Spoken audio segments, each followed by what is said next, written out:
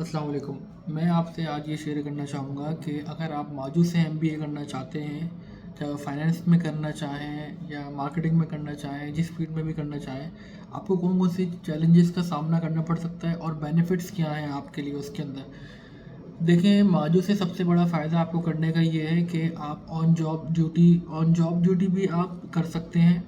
उसमें फ़ायदा ये होगा कि शाम को ऑफ़िस टाइमिंग के बाद आपकी वीकली जो वर्किंग डेज़ हैं, वर्किंग डेज़ में 1 या 2 दिन आपको थोड़ा-सा प्रॉब्लम होगी कि आपको एग्ज़ैक्ट सवा 6 बजे पहुँचना पड़ेगा। 10-15 मिनट का आपको लीनियंसी मिलेगी, अदरवाइज़ नहीं मिलेगी।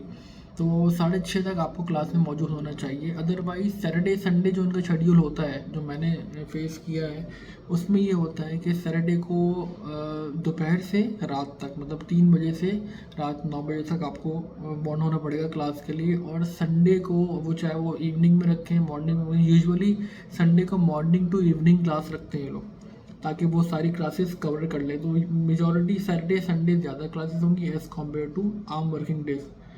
इसके अंदर आपको जो चीज़ें ये लोग प्रोवाइड करते हैं, डेटा, वो आपको इसके अंदर पूरा आपके एकेडमिक कैलेंडर प्रोवाइड करते हैं कि आपको किस किस दिन आपकी साल में छुट्टी आएगी कि नहीं आएगी। तो आपको इससे आइडिया हो जाता है कि मेरी ये ईयरली ऑफ होगा।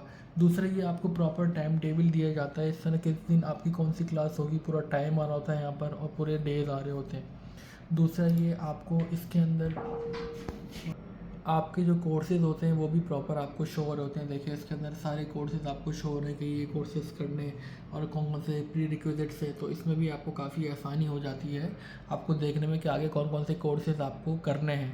तो ये व्यू था जो मैंने सोचा था कि मैं आपको दे दूं, जिससे जो लोग एमबीए करना चाहते हैं माजू से, तो थोड़ा सा उनको आइडिया हो जाएगा कि वहाँ का क्या हिसाब किताब होता है, क्या चीज़ होती है।